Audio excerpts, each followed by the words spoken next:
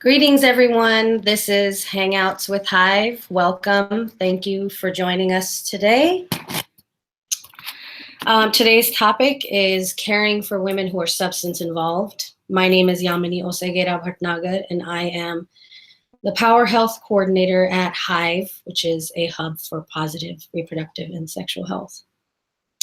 Today is June 4th, 2018, and I am broadcasting live from San Francisco. I want to tell you just a little bit about HIVE. Since 1989, HIVE, which was formerly the Bay Area Perinatal Aid Center, has provided preconception and prenatal care to women and couples affected by HIV. Since 2005, all babies born in San Francisco have been free of HIV. Our mission is advancing reproductive and sexual wellness for individuals, families, and communities affected by HIV in San Francisco and beyond. Our vision is a world where people affected by HIV have safe pregnancies, reproductive autonomy, access to state-of-the-art healthcare, and enjoyable sex lives. I want to tell you just a little bit about Hangouts with HIVE. Hangouts with HIVE began in November 2015 as a way to learn and share the good work of innovative advocates and providers who have a commitment to HIV prevention. Since 2015, Hangouts has featured the vision and the work of over 50 champions from all over the United States. In 2018, we are taking a closer look at the reasons for HIV acquisition among women. So we'll be thinking and talking about the ways that women may or may not engage in healthcare, may manage competing priorities, navigate systems like criminal justice system, social services, child welfare, and are impacted by racial inequities. We hope to learn together with our panelists and viewers to shift our practice and better serve women. Let's talk a little bit about our topic for the day. Substance involvement makes women more vulnerable to HIV acquisition. Today's panelists will address the following questions. What is the landscape of substance involvement among women? What are some of the drug policy issues at play? How does incarceration and child services or CPS involvement affect women who are substance involved? How can providers and advocates work more effectively with women who are substance involved? As we are listening and learning from our panelists today, let's think about our own work with women. What could we do differently? How can we be curious about the life experiences of the women we care for? How can we ask questions differently? How can we take the time to learn what the overall issues are? How can we thoughtfully connect women to appropriate resources? A couple of logistical tips for viewers before we delve into the content of the hour. We're going to broadcast for the next 55 minutes.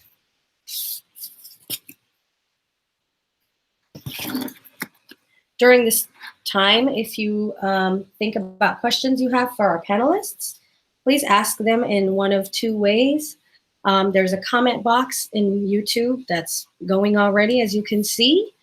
Please go ahead and ask your questions there, or you have the option to text us at this number. That's 415-842-2722. You can text us at 415-842-2722. Like my glittery nails? If you like what you're hearing, please holler at us on Twitter. We're using 2 hashtags today. Those are hashtag Beyond Compassion. That's hashtag Beyond Compassion and hashtag Harm Reduction. So join us on Twitter with those. And if you missed this live broadcast and you're watching the video recording, you can click on the front or back slide and it'll take you to a list of resources that are relating to this Hangout. You can also continue to ask us questions via email or text, even if you're not watching this live. So our superstar panelists of the day are Miss Monique Tula. Hello. Dr. Mishka Turplin. Good. Hi. And Dr. Joan Blakey. Hi.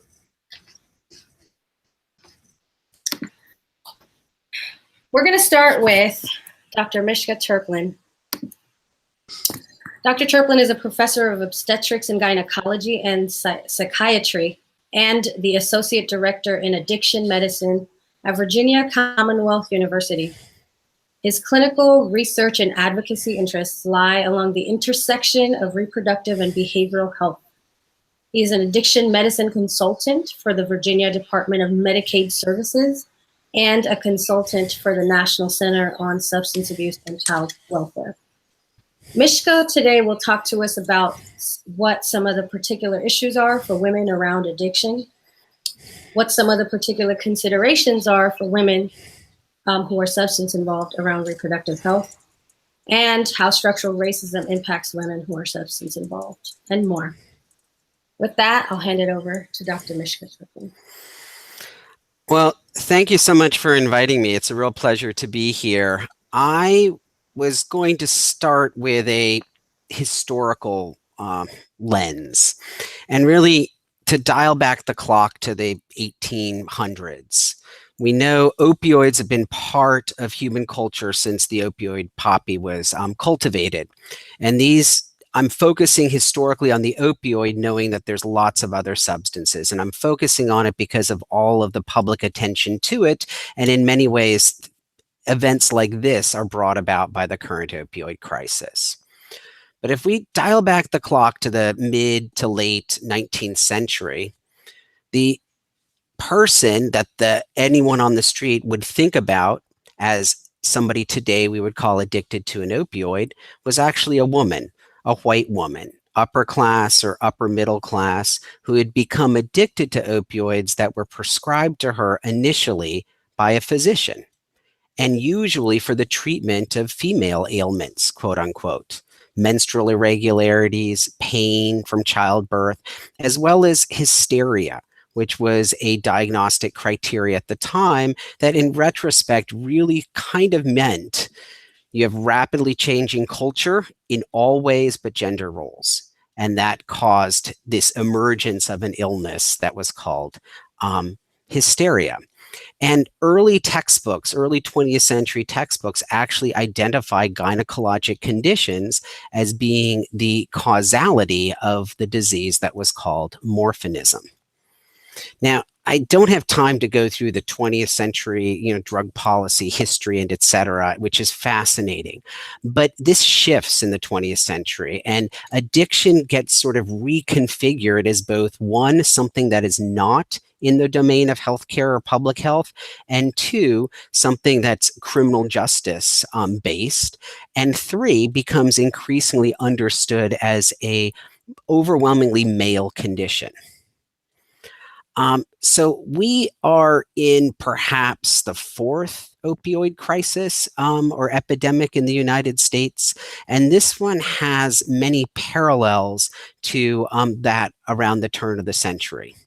One, the iatrogenetic origin of it, and two, the larger prevalence of women within this epidemic. So what we know, women today have a far higher behavioral health burden than men do. In some ways similar to the origins of the really unfortunately named like hysteria as a diagnostic category. Women are subject to far greater degrees of gender-based violence.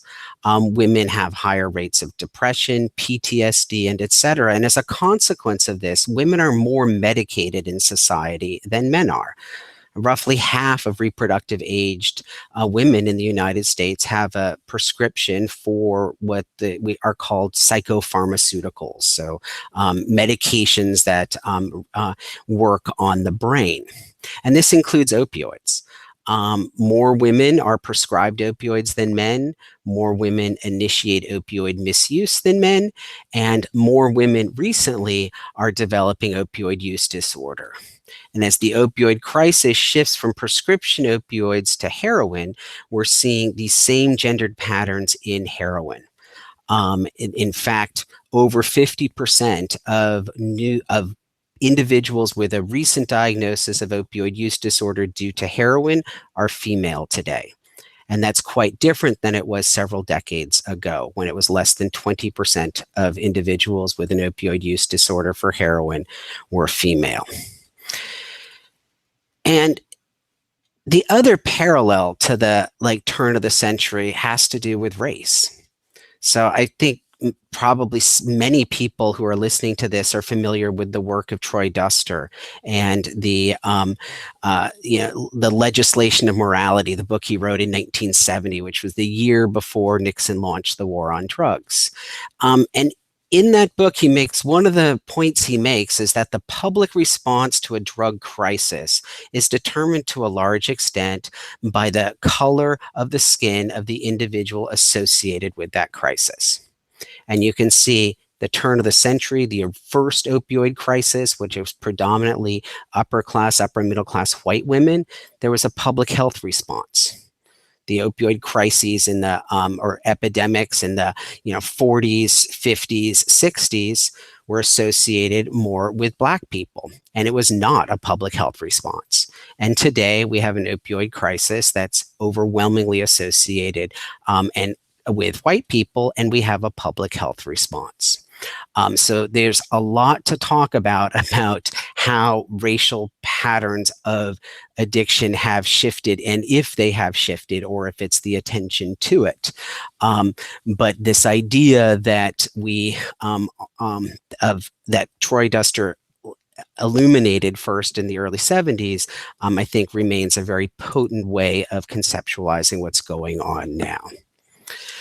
So I want to just turn briefly to kind of try to answer the question of care considerations.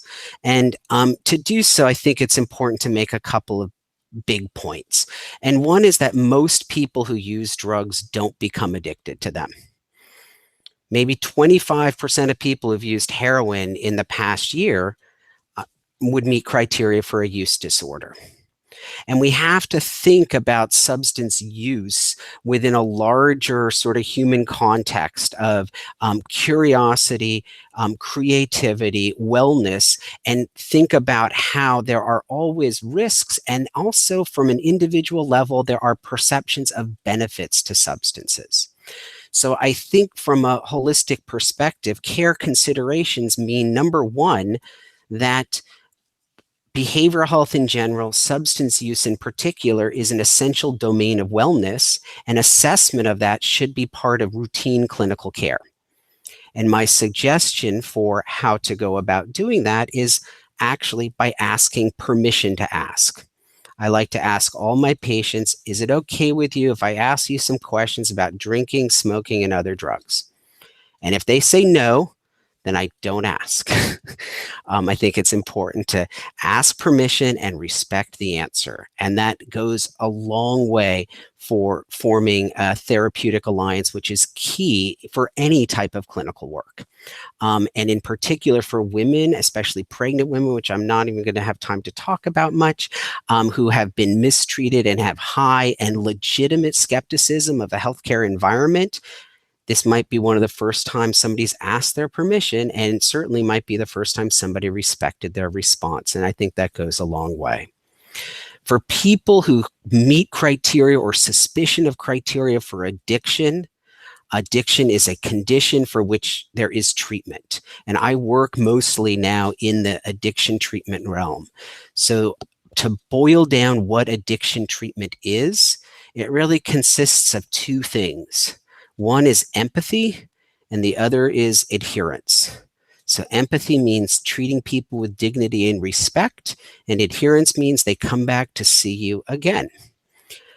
And how do we do that? I think that is, we need to create welcoming environments across healthcare, but in particular in drug treatment.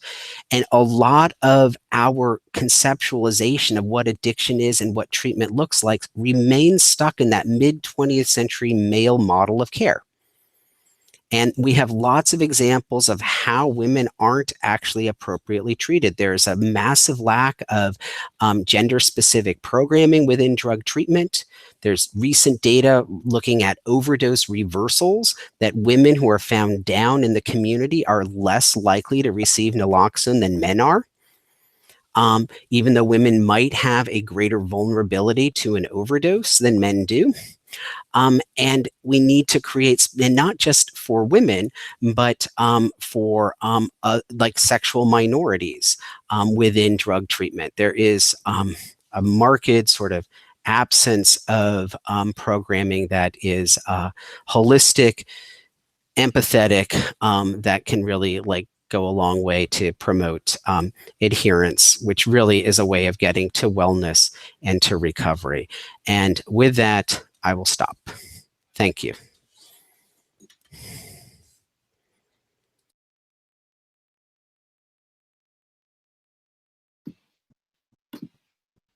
Wonderful. Thank you, Dr. Turklin. Thank you for putting into perspective that most people who use drugs do not necessarily have addictions, and how can we think about it from a curious place, and how can drugs and substances have a place in wellness, in the wellness conversation in general. Thank you for that. With that, I would like to turn over to my next panelist. We're going to hear from Ms. Monique Tula. Monique Tula is the Executive Director of the Harm Reduction Coalition, which is a national advocacy and capacity building organization that promotes the health and dignity of people affected by drug use. With more than 20 years of experience in the nonprofit sector, Monique has devoted her career to harm reduction advocacy and infrastructure development of community-based organizations. Monique will talk to us today about harm reduction, what it means for communities affected by addiction, what does it mean for providers and advocates, what are the particular issues for women, especially women of color, and what are some of the overall drug policy issues that affect folks. Thank you, Ms. Tula. Take it away. Okay, great. Thank you for having me here. Just mic check. Am I sounding okay? Awesome. All right.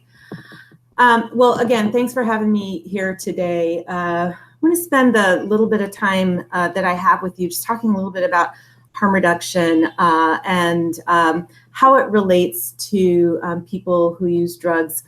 Most of you who've joined us today, many of you may already be familiar with harm reduction. So it's more than a singular public health strategy. It's a movement. We believe that it's a movement for social justice that's built on a belief in and a respect for the rights of people who use drugs. So we see harm reduction as sitting right at that intersection of public health and social justice and racial justice. Harm reduction is a set of practical strategies and ideas that are aimed at reducing the negative consequences that are associated with substance use. And harm reduction approaches incorporate a spectrum of strategies that range from safer use to managed use to abstinence. And so Mishka mentioned earlier, or sort of inferred, that not all substance use is chaotic or needs intervention. And we'll talk about that in a second.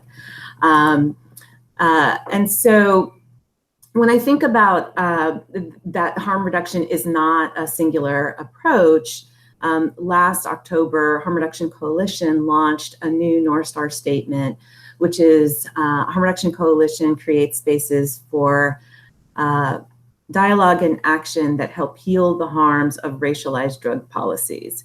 Now, there's three components to that statement. So the mandate to create spaces for dialogue and action compels us within the harm reduction movement to be conveners and facilitators and coalition builders and community mobilizers that move us beyond our traditional core activities like syringe service programs or naloxone distribution, for example.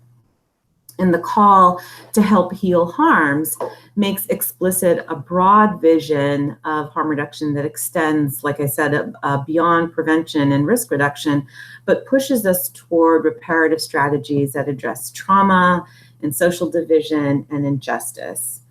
And the last piece of that is we name racialized drug policies as the nexus of damage and threat to all people who use drugs, because the drug policies in this country and most others have never been race neutral. From their origins, they've targeted immigrants and poor people and people of color. And as Mishka mentioned, toward the public health strategies that are spurred by compassion for white folks for centuries now who have been caught up in an opioid crisis. And so our shifting responses to drug policy, to drugs and people who use drugs in the US have always been intertwined with race. And so that's the rationale behind our North Star statement. It's the importance of remembering who historically has borne the burden of oppressive racialized drug policies. And it's our statement that we'll never forget. Because drug use is a powerful source of stigma and discrimination that's reinforced by the fact that most drug use is an illegal and covert activity, and there are few protections available to people who use drugs, right? And so when people are socially marginalized, they're less likely to approach folks, health authorities for services. And I can imagine that many of you who are watching are very familiar with healthcare or social service programs that have sobriety as an eligibility requirement. You can't even walk in the door for services if you can't demonstrate that you've been sober for some period of time.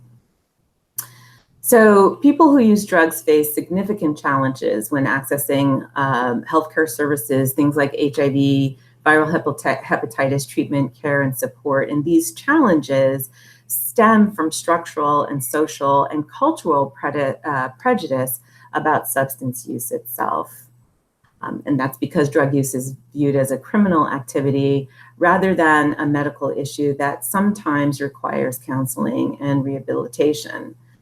So this mistrust of healthcare systems may prevent people who use drugs from seeking services, and if they do, they may not disclose that they use. So even as Mishka mentioned, he may ask, a provider may ask somebody about their substance use, but just because you ask doesn't mean that they're ready to talk about it, right? And the reason for that, well, there's tons of reasons for that, right? But one of the primary reasons for that is stigma. So I just want to mention briefly, there was a study called the People Living with HIV Stigma Index. And one of the findings in that study is that around the globe, people who use drugs who are HIV positive reported that they felt more stigma from their behavior, including injection drug use and sex work, than from their HIV status itself. And we're all familiar with the stigma that surrounds HIV, right? And then for folks who identify as women who are also parents, disclosing their substance use may mean becoming entangled with social services like CPS and DSS. And, once you're inside that system, it's really hard to get out without sustaining some damage to the family unit. Trans women and men are made even more vulnerable. So, if they catch a nonviolent drug offense and are then imprisoned, they're susceptible to harms from a structurally violent system that fails to recognize their whole humanity, their right to exist and live as they should, and criminalizes gender expression or identity. And so that may heighten their vulnerability. And so in order to stay safe from physical violence from inmates, they may be forced to choose behaviors that may also put them at risk of other harms. So needing protection, if you will.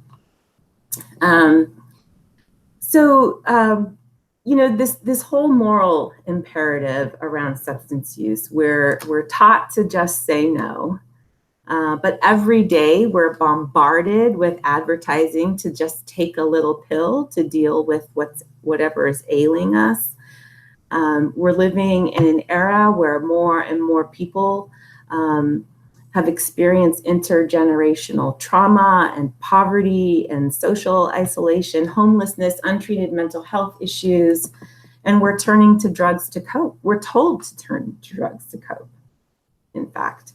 You know, it's no mystery to me why this happens. Sometimes we can't bear to be present in our lives, right? Life is not a bowl of cherries.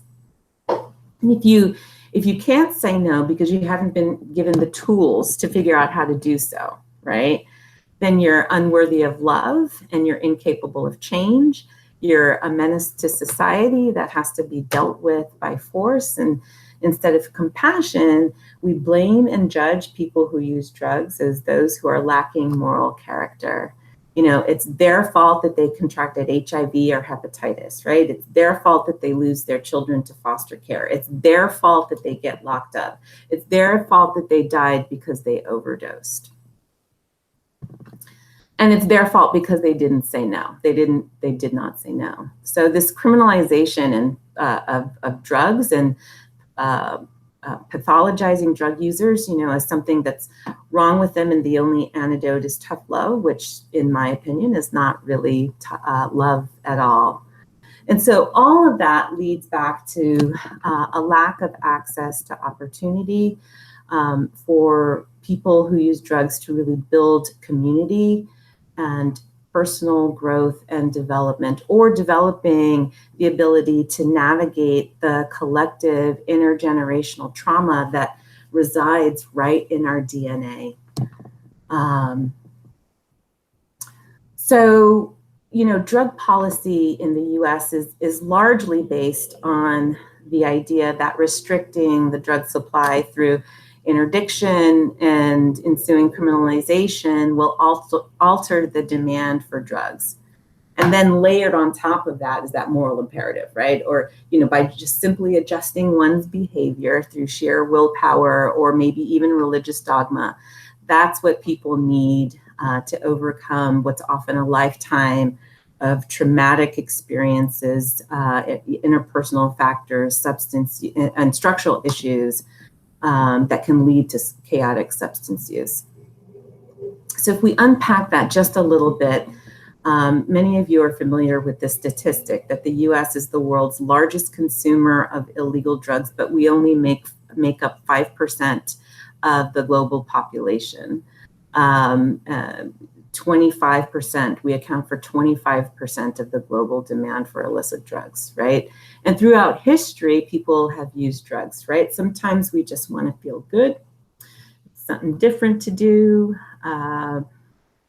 Sometimes drugs are an important component of spiritual or cultural practice, but whatever the reason, drug use is far more complex than simple moralistic explanations that tend to fuel stigma and dehumanize people who use drugs. And the US government's assault on illicit drugs and people who use drugs has resulted in social tension and poor health, violent crime, compromised civil liberties, and international conflict. And our prisons are a reflection of that the war on drugs is really a war on people, on poor people, people of color, cis and trans women. The prison industrial complex itself is a capitalist, misogynist, and racist structure that harms people and violates our basic human rights. And I don't think it should go without saying that the capitalist society that we live in is anchored in antiquated white supremacist values that emphasize profit over people and perpetuate that poverty and discrimination. So one of the primary tenets of harm reduction is to put people first. Harm reduction strategies meet people where they're at and don't leave them there. And contrary to popular opinion, harm reduction isn't just about making drug use acceptable, but making people who use drugs acceptable. And harm reduction, as we know it, isn't enough to fix America. Our most successful harm reduction approaches are focused far downstream. By the time someone comes into a syringe service program or gets their hands on life-saving naloxone, they very nearly drowned in the proverbial river of addiction and social isolation and stigma, you name it. And it's all that we as harm reductions can do to keep them from overdosing or free from chronic illnesses like HIV and Hep C. And so, not to sound overly simplistic, but what we need are upstream approaches, upstream solutions that keep people from falling into that river in the first place.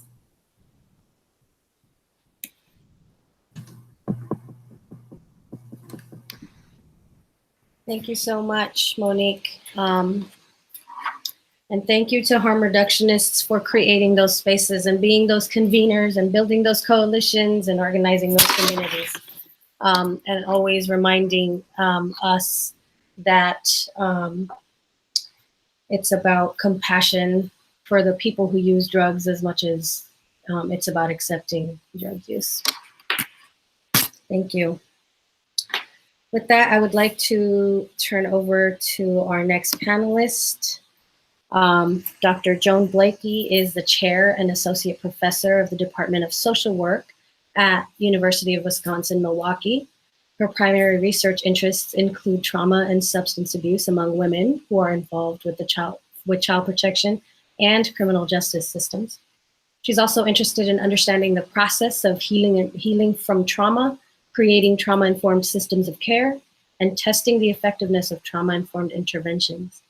Joan today will talk to us about, again, how substance involvement affects women, how CPS and incarceration affect women involved with substances, what are some resilience strategies that women who are substance involved use and build to survive and thrive. Thank you so much for being with us. Take it away.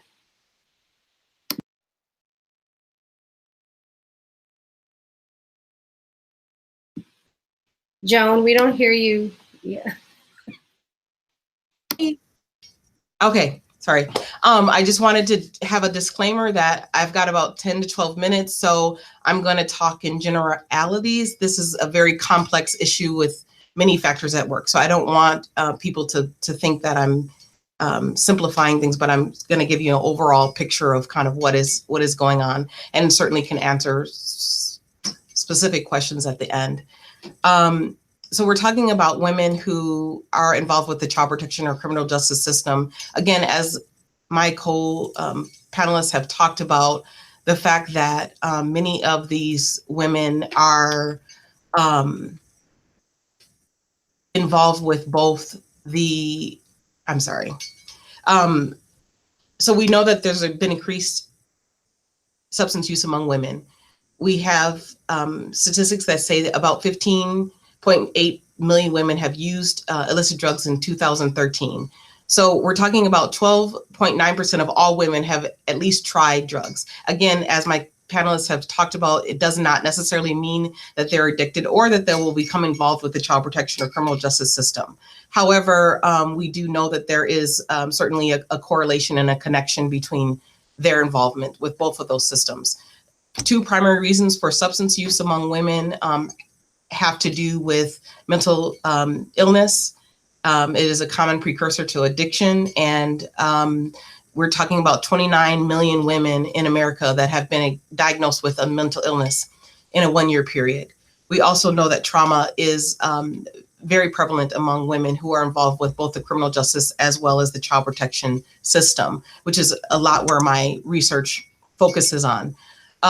Again, the problem or substance abuse often leads to involvement with the child protection system as well as criminal justice, primarily because women are often the primary caregivers for children. And so if they are impaired in some way, that increases the likelihood that they will become involved with the child protection system.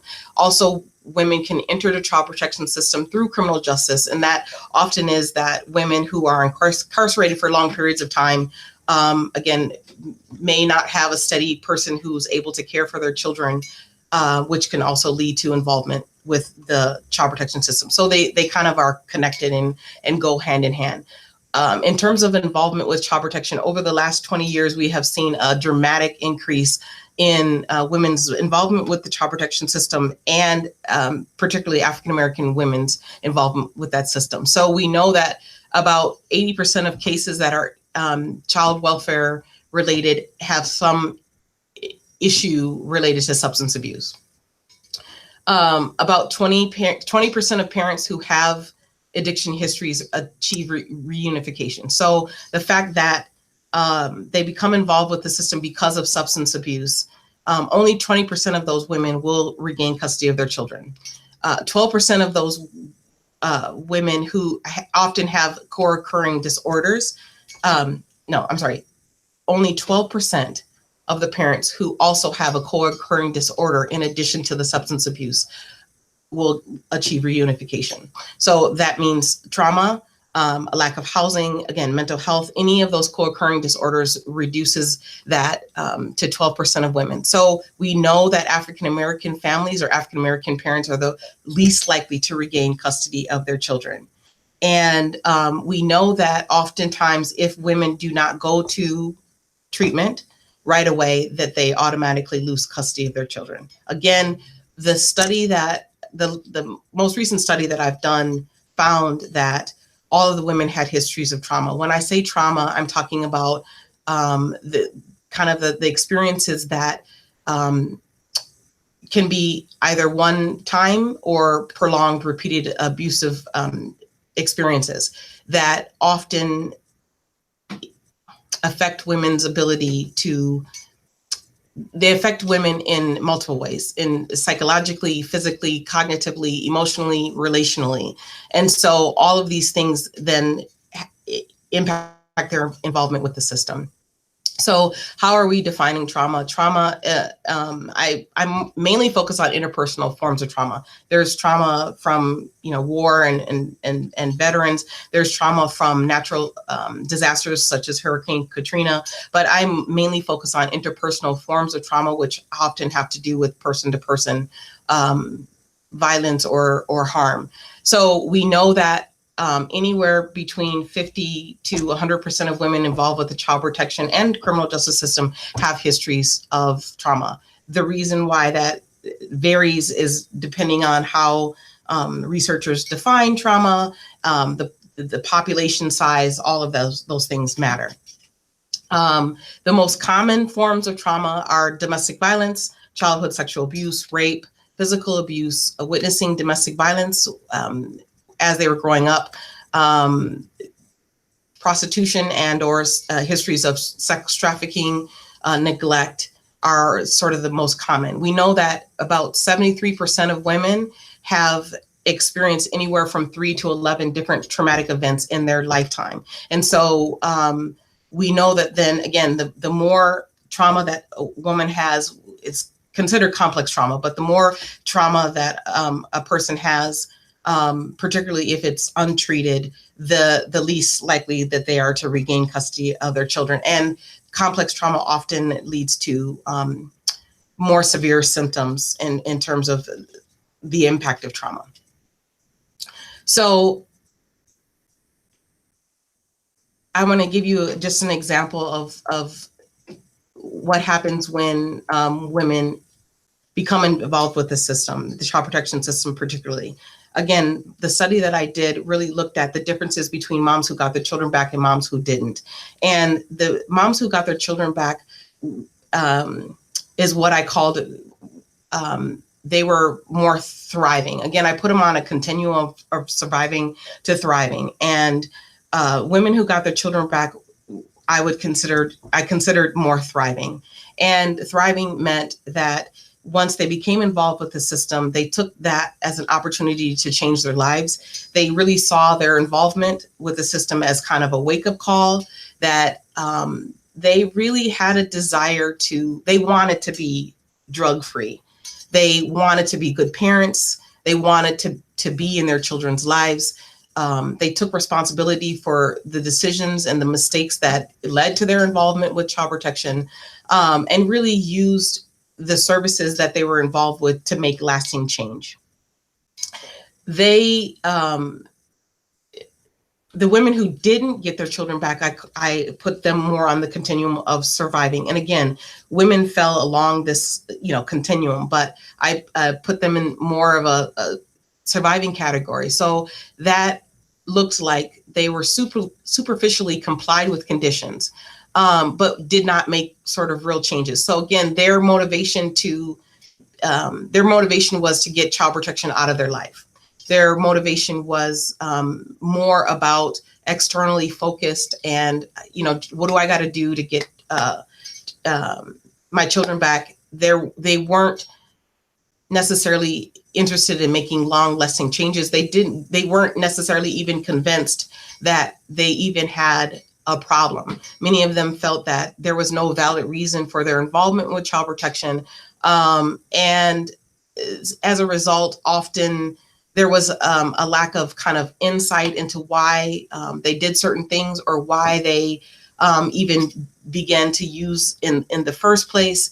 There was a lot of external blame that if this person hadn't done this or if this hadn't happened, they wouldn't have been involved with the system. They also engaged in behaviors that sort of met their immediate needs and desires, but often that did not think about the long-term consequences of their behavior. And we know that that's associated with trauma, but those were kind of the characteristics that women got their children back. So again, an example of this is Darla. She was 43 years old, mother of 10. Growing up, she witnessed domestic violence, and her mom ended up leaving her father when she was about 5. She was sexually abused from the ages of 9 to 15, first by her brother and then by her uncle. All of her boyfriends were drug dealers or ex-drug dealers. Her first boyfriend was the one who introduced her to drugs and got her into selling drugs. Darla talked about all of her relationships being physically abusive. She even started dating women and still found that the relationships were abusive. She had been raped multiple times, primarily when she was out selling drugs. And the last incident of rape she talked about ended up her youngest daughter was a product of rape. And so that was Darla, and Darla was, the history that Darla had, again, was very common amongst the women that, that I've researched. Again, Lisa is sort of an example of a woman who regained custody of her children. And again, you'll see very similar, 37 years old, mother of 5. She was raised by her grandmother, who was also very abusive and neglectful. She said that her grandfather or grandmother would beat her for anything. She talked about being locked in a closet as a punishment. Introduced to marijuana by her babysitter at the age of 7 years old. Again, sexually abused by 2 of her uncles for a number of years, dropped out of school at 9th grade and began hanging out with what she called the wrong crowd. Her boyfriend turned her on to crack at 15 and then heroin at 18. She was forced into prostitution to support their habit.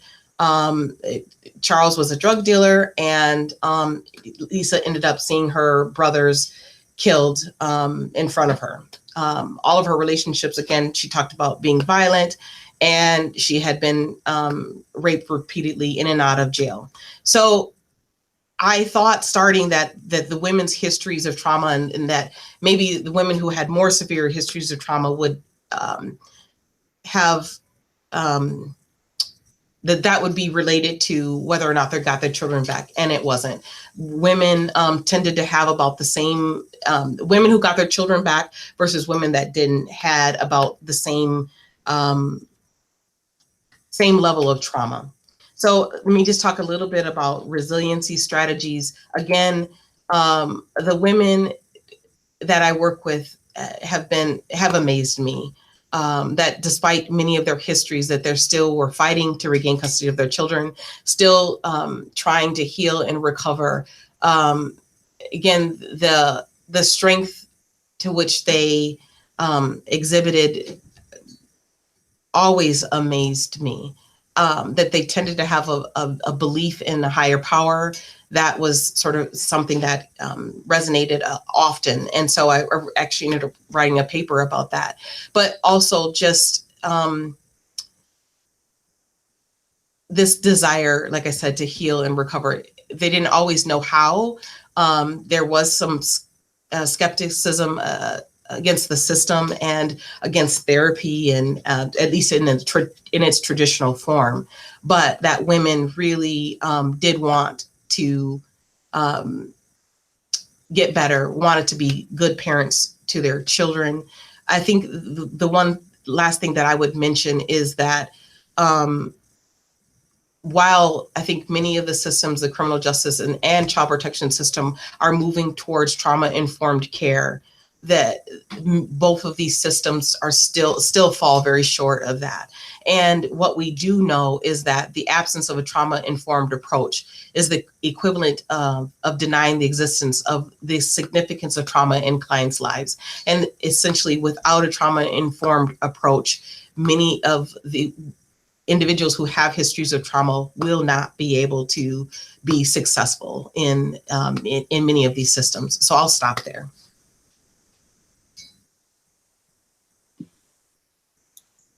Thank you so much, Dr. Blakey. That was really illuminating. You've done a whole bunch of work, and I'm really thankful to have the opportunity to hear about it. What I'd like to do is open up the floor for a couple of minutes for panelists to ask questions of each other or react to each other's presentation, to each other's work, and then open it up to the rest of the audience to ask a couple of questions.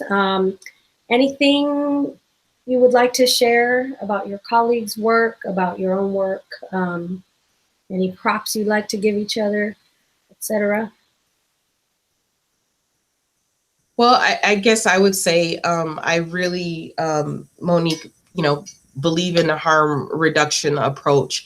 I think the hard part is that the criminal justice system, as well as the child protection system, is still an abstinence only kind of model, which I think is problematic. Do you have any thoughts about how maybe the system can shift or begin to embrace, because we know that harm reduction works and is certainly more effective than an abstinence only kind of approach. Do you have any thoughts about that? Monique, you're on mute.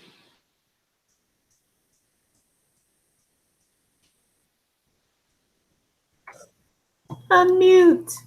Okay, you can hear me. I think about it a lot. We know that there are, a dozen biological and psychological characteristics that can make people vulnerable or resilient to potential behavioral health issues like chaotic substance use. And again, I want to emphasize chaotic because not all substance use is chaotic. But people don't live in isolation. And they're part of families and communities and society, and there's a variety of risk and protective factors that exist within each of these environmental contexts. And so to that end, you may be familiar with SAMHSA's definition of recovery. A few years ago in consultation with a number of community members, and I believe harm reductionists as included, and they came up with this working definition of recovery from substance use disorders and mental health conditions. And so the definition is that recovery is a process of change through which individuals improve their health and wellness, live a self-directed life, and strive to reach their full potential. And then there's 4 dimensions of that, right? So health, or overcoming or managing one's disease, which triggers me a little bit, but or symptoms, and making informed and healthy choices that support physical and emotional well-being. The second is having a home, right? A stable and safe place to live. The third is purpose. So having meaningful daily activities like a job or school or volunteerism or being creative, and the independence to live life, meaning and income, right? And then the last one is community. So positive connections and bonds with other human beings, the social networks that provide support and friendship and love and hope. Now, I mentioned these in the context of your question is because this is one of the few times that I think that our friends in the public sector have gotten it right. Or I don't know about few times, but one of the times. And I'd actually argue that these are harm reduction informed dimensions that aren't solely applicable to life and recovery, but life in general. So I say this because we're beginning to see a shift. It's not happening nearly quickly enough for the people who have been harmed for millennia, right? Or for folks who in the last 50 years are the, sort of the collateral of the war on drugs. So it's not a simple solution, and you, Dr. More than anyone, know the answer to that. But we are beginning to see a shift in the way we look at people who use drugs. Even the language, the lexicon is changing, right? So we are not seeing, we're seeing less and less terms like addiction, and instead substance use disorders. Like, we didn't hear that, not even 5 years ago. And I really believe that part of that, if I want to toot the horn of the harm reduction community, part of that is because people began to stand up for and recognize the harsh realities of people who use drugs, and the fact that they do need to be treated with dignity and respect.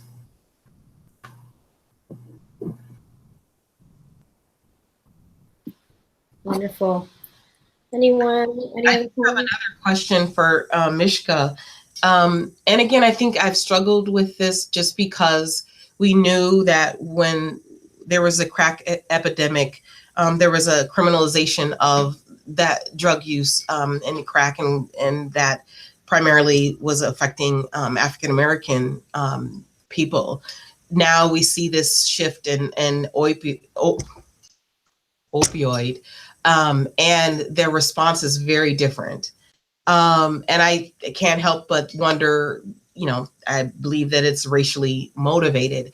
Can you talk about that or speak to that? I know that you've talked a little bit about that in your presentation, but. Yeah, I mean, so there's the whole piece behind this is complicated, and I think one has to speak to it. There's some interesting facts, because this isn't resting entirely on epidemiologic data.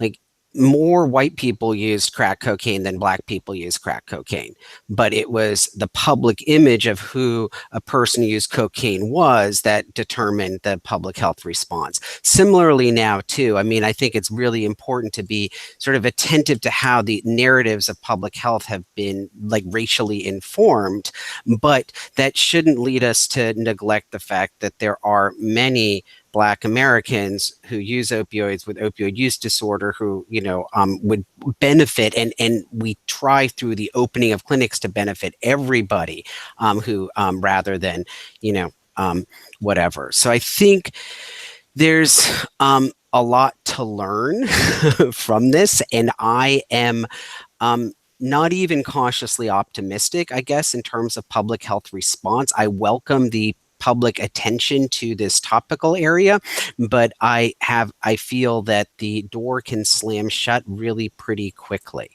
and that it is important to, as much as we can, put things on the ground, change language, change practice, change attitudes, such that when the attention fades, when the face of the person who uses drugs is different than a white suburban individual, that we will have gotten farther along than we are now. And I guess time will tell. But I think as an educator of medical students and residents in particular, and my physician colleagues, I think it's really important to talk about race. It's important to talk about the war on drugs, what Monique said, like that. Raising the awareness of people who provide assessment and addiction treatment services to increase their sensitivities to, the historical context in which we are operating.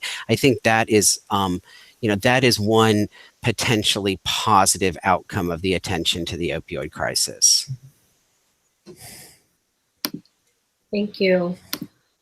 I'm going to ask a question that came in to us. Let's talk quickly about a clinic setting and how in day-to-day clinic work, frontline clinic staff, as well as providers, given everything we've learned today, what can people do? How can people shift their practice on a daily basis to combat that stigma that that folks who use drugs in our society just kind of have come up against? What can people do on a daily basis? Anyone have thoughts on that?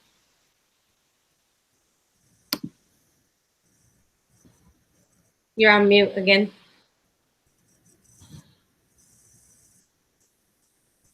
I mean, I don't know that I could do it justice in 3 minutes. I just think about implicit bias. I think for people working in these kinds of settings, really any kind of setting where your work is to engage from an empathetic standpoint with the public, right? Understanding what your bias is towards substance use, understanding what your bias is towards people who do not look like you, smell like you, live in the same neighborhoods as you. We really need to confront our own implicit biases, or we will continue to fall victims to divide and conquer. And there is a very specific structure that has been put in place, that has been in place for centuries, if not millennia, to keep us divided, right? And there's evidence that this can be done. The work of Rachel Godsill, for example, and her colleagues in this book called The Science of Equality, presenting people with examples that break stereotypes, asking people to think about other as individuals rather than a group of people. Increasing contact with people of different races and classes and life experiences. I mean, the point is that personal contact really helps to build empathy. And then the last thing that I would say, and my colleagues I think can speak to this much more eloquently than I can, is really understanding the absolute importance of creating trauma-informed spaces. Frontline staff to the receptionist to the physician really need to understand how people experience trauma, how they hold it, and how it absolutely informs the way they engage with everyone, the environment, everything. Thank you. Anyone else have thoughts on that?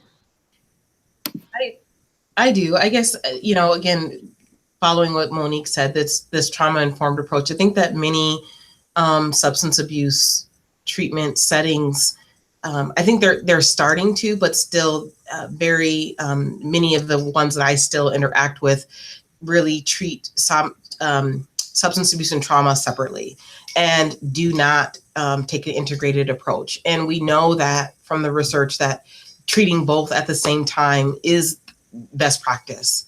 And so I think that there's a number of reasons why, again, many of the staff that I have talked to just did not feel trained properly or feel that they could deal with the trauma.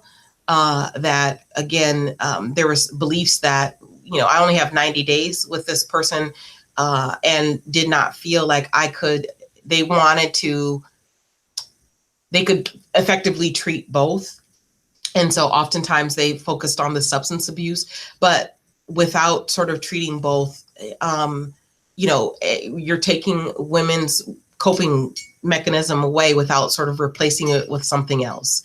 And I think that has been, a huge problem. So I think, like Monique said, this trauma-informed approach is necessary. And I think that where we stop is we understand trauma. We might even understand the ways in which it shows up in people's lives, but we don't take that final step in integrating that knowledge into how we work with a person. So again, many of the workers, the counselors in the treatment setting still wanted to use, for instance,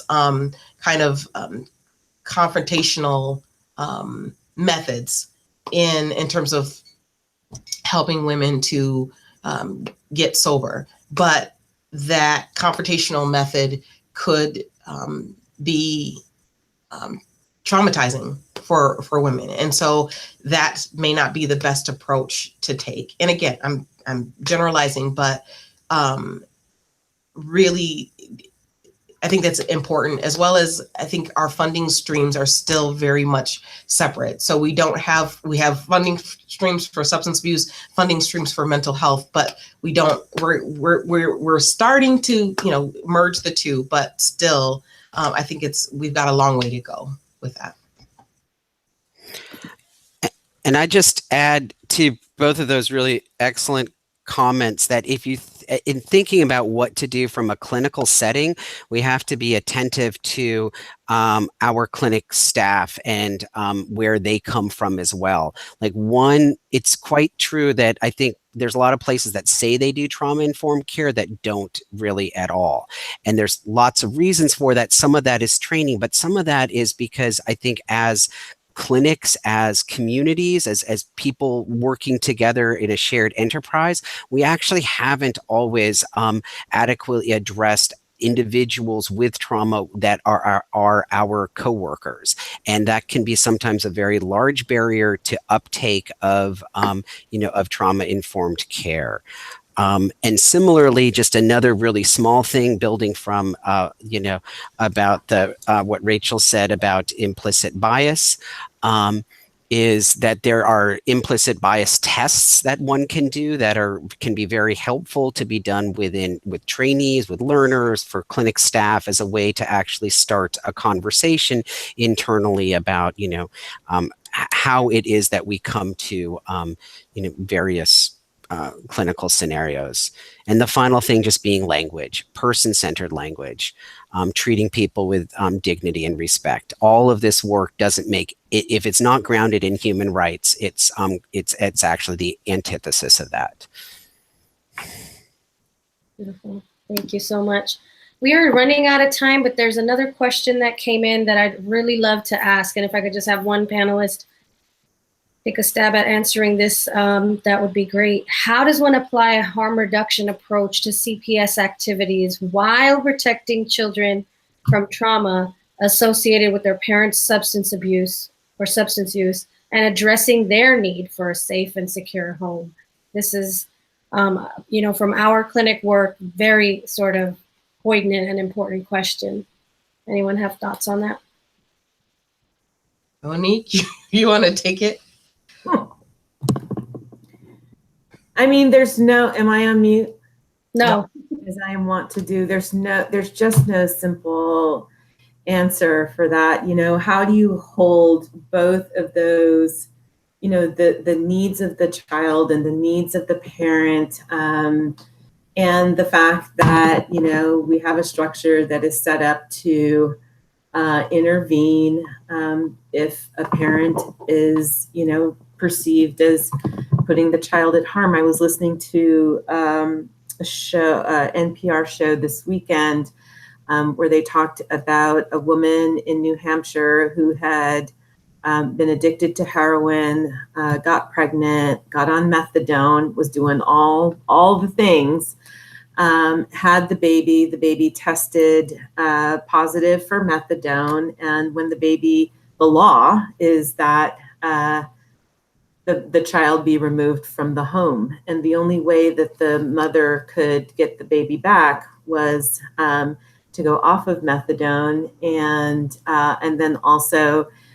live in a home with family members. And as it turned out, this woman didn't have any family members. I mean, it's incredibly complex. So there aren't any simple answers. I would say that the first thing to do is really look at, or one of the things to do is to really look at our policies that are not necessarily set up in favor of people who use drugs. And I get it, it's understandable in some ways why, but that doesn't mean that it's right, that they need to continue.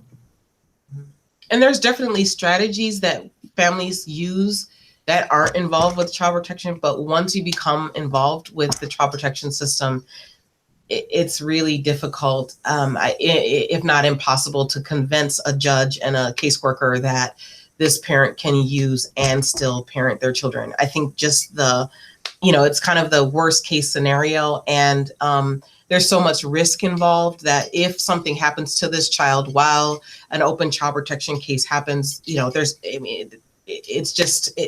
there's so much risk involved that they will not take that chance. And so, once you become involved with the child protection system, again, unless we start to look at this differently, but they're talking about a whole system change in terms of harm reduction and that. I think prior to that, certainly women have used, there's strategies that women can use to not be involved with the child protection system, and having backup, having family that will, take children in the event that, something happens. But again, what happens to that parent that doesn't have the support, as Monique talked about. So it's really difficult, and I don't see it changing soon, unfortunately.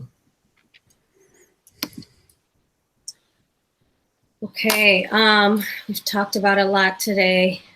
Just trying to take a deep breath and take it all in.